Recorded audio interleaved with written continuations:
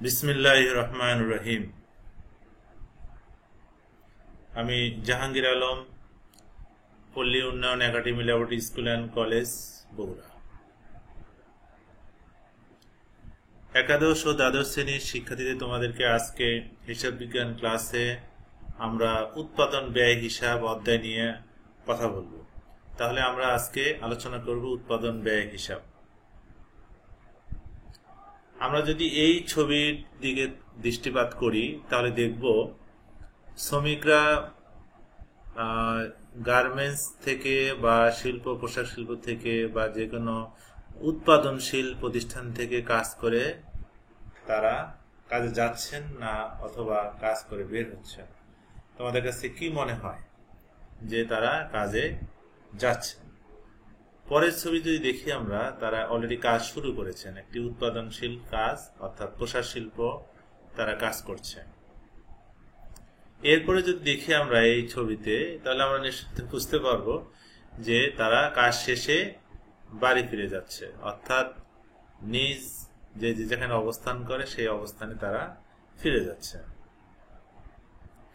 এই ছবিগুলো থেকে আমরা বুঝতে পারি যে আমাদের আজকের বিষয় উৎপাদন ব্যয় হিসাব, কস্ট অ্যাকাউন্টিং, বা আমরা যদি অন্যভাবে বলি প্রোডাকশন কস্ট অর্থাৎ উৎপাদন ব্যয়।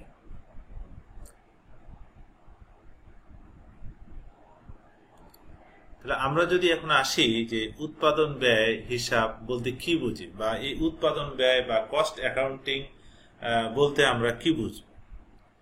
আমরা যদি স্লাইডের দিকে লক্ষ্য করি এবং আমাদের মূল বই যদি সামনে থাকে, মূল বইতে যদি দেখি আমরা, তাহলে এই কথাগুলোর সঙ্গে তুমি মিলিয়ে দেখবে এবং বোঝার চেষ্টা করবে। উৎপাদন ব্যয় শব্দটি খুবই ব্যাপক অর্থে বহন করে। সাধারণ অর্থে এটি ব্যয় অর্থের সমার্থক, অর্থাৎ এটিকে কোনো কিছু অর্জনের বিনিময় মূল্য হিসাবে ধরা হয়। প্রায়োগিক দিক দিয়ে বিবেচনা করলে বা বিচার করলে কস্ট শব্দটিকে বিভিন্ন অর্থে ব্যবহার করা যেতে পারে। পণ্যে বা নগদে পরিশোধকৃত অর্থকে ব্যয় বলে। উপকার বা সেবা গ্রহণের বিনিময়ে ভবিষ্যতে পরিশোধযোগ্য দায়কে ব্যয়ের অন্তর্ভুক্ত করা হয়। ব্যয়ের পরিমাপকেই উৎপাদন ব্যয় বলে।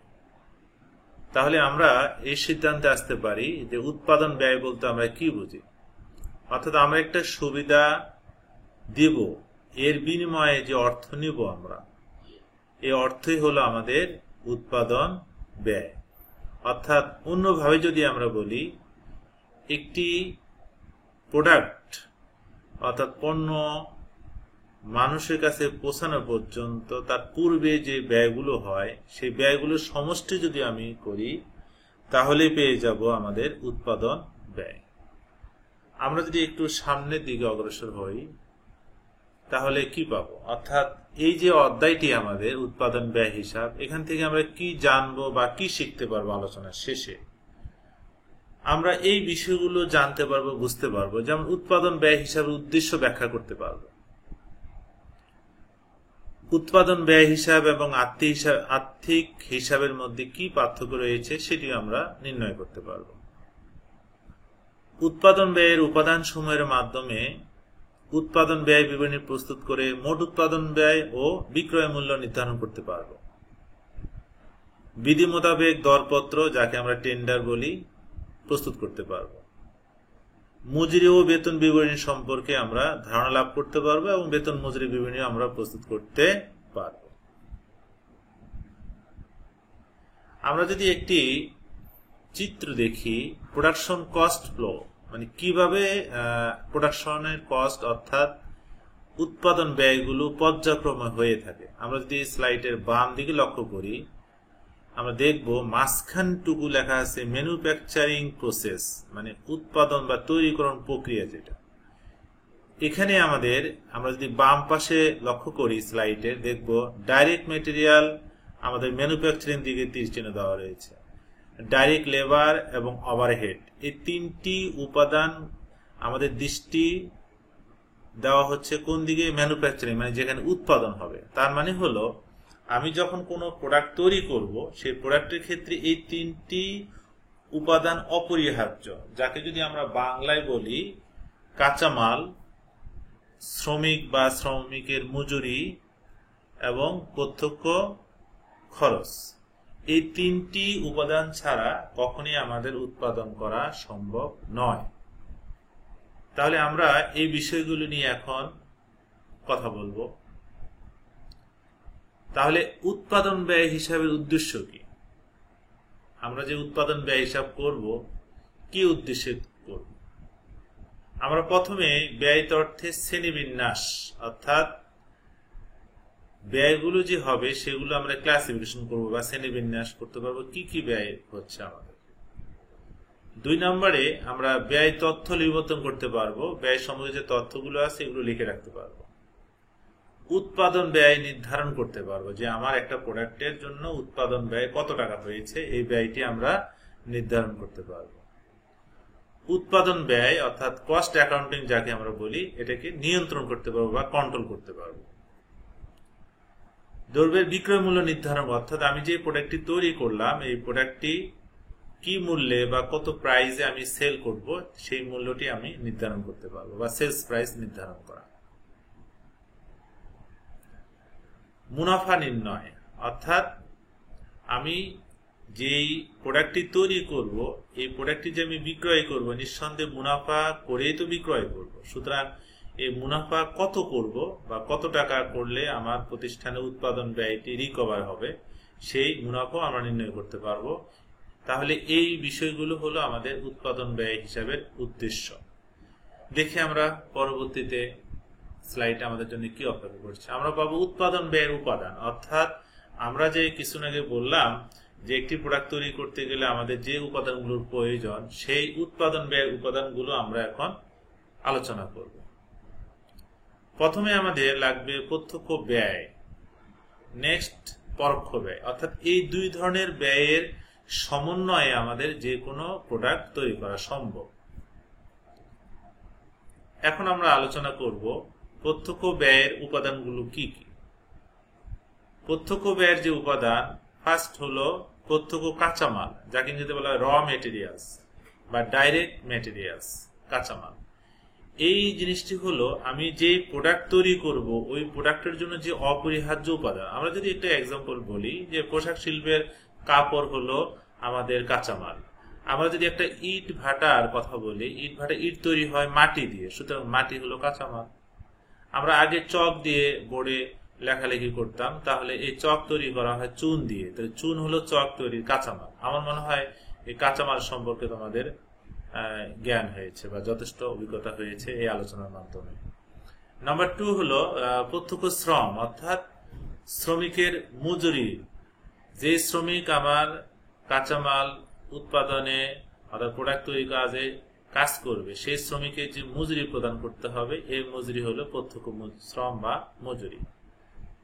এরপরে 3 নম্বর হলো প্রত্যক্ষ খরচ। ধরে নাও যে আমার গার্মেন্টসে অর্থাৎ পোশাক শিল্পে কাপড় কাঁচামাল শ্রমিক কাজ করবে, তাহলে শ্রমিক কাজ করবে মেশিনের সাহায্যে, সেলাই মেশিন। শুধু সেলাই মেশিন যে ক্রয় করতে যে খরচ হবে, এই খরচ হলো আমাদের প্রত্যক্ষ খরচ। আর শ্রমিকের যে মজুরি দেওয়া হবে, শ্রমিকের প্রত্যক্ষ শ্রম বা মজুরি, আর কাপড় হলো প্রত্যক্ষ কাঁচামাল। তাহলে এই প্রত্যক্ষ ব্যয়ের উপাদান হলো 3টি। এখন যদি আমরা আসি পরোক্ষ ব্যয়ের উপাদান, তো পরোক্ষ ব্যয়ের উপাদান কি? নাম্বার 1 হলো কারখানা উপরি ব্যয়, অর্থাৎ কারখানায় যে খরচগুলো হবে কারখানা সম্পর্কিত, যেমন কারখানার ভাড়া, কারখানার বিদ্যুৎ বিল, কারখানার ম্যানেজারের বেতন, এগুলো তোমাদের বইতে আছে, তোমরা রিডিং করলে বুঝতে পারবে। আমি কয়েকটি এক্সাম্পল হিসাবে তোমাদের সামনে তুলে ধরলাম। এছাড়া পরোক্ষ যে খরচগুলো থাকবে, পরোক্ষ খরচগুলো আমি সেগুলো কারখানা উপরি ব্যয়ের মধ্যে লিখব। পরোক্ষ কাঁচামাল, পরোক্ষ ভাড়া, পরোক্ষ মজুরি, এই বিষয়গুলো আমাদের কারখানা উপরি ব্যয়ের ভিতরে আসবে। 2 নম্বর হলো অফিস ও প্রশাসনিক খরচ, অর্থাৎ একটি কারখানা বা ফ্যাক্টরি বা ম্যানুফ্যাকচারিং যে কস্টগুলো হবে, সেখানে আমাদের অফিস থাকবে এবং সেখানে কিছু প্রশাসনিক খরচ হবে। তাহলে অফিস এবং প্রশাসনিক খরচগুলো পরোক্ষ ব্যয়ের একটি উপাদান।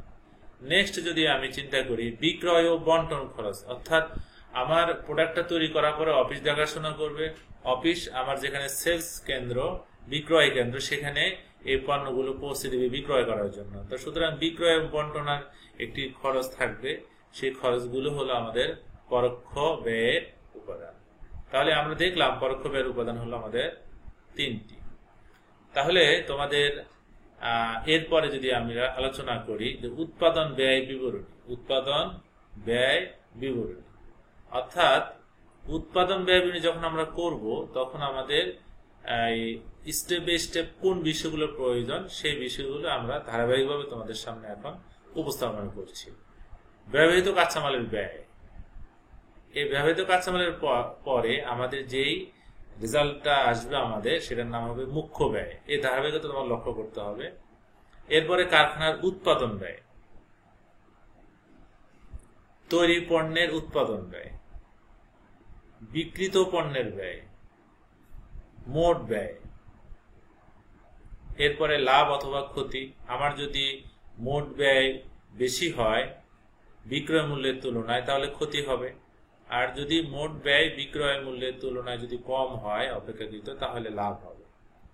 এই লাভ বা ক্ষতি যোগ করার পরে আমি পেয়ে যাব বিক্রয় বা বিক্রয় মূল্য। এই হলো আমাদের উৎপাদন ব্যয় বিবরণীর যে সিকোয়েন্স গুলো, মেন যে শিরোনামগুলো বা হেডলাইন গুলো, এগুলো আমাদের এই 8টি হলো আমাদের মূল শিরোনাম বা হেডলাইন। আজকে তোমাদের এখানেই ধন্যবাদ দিয়ে শেষ করছি। পরবর্তী ক্লাসে আমরা পরবর্তী যে বিষয়গুলো বাকি রয়েছে সেগুলো নিয়ে আলোচনা করব। আর সবশেষে তোমাদের এই করোনায় যেন আমরা সবাই স্বাস্থ্যবিধি মেনে চলি, সতর্ক থাকি, বাইরে যখন চলাফেরা করবো মাস্ক পরে চলাফেরা করব এবং স্বাস্থ্যবিধি মেনে চলবো। সবাই ভালো থাকো, সুস্থ থাকো। আল্লাহ হাফেজ।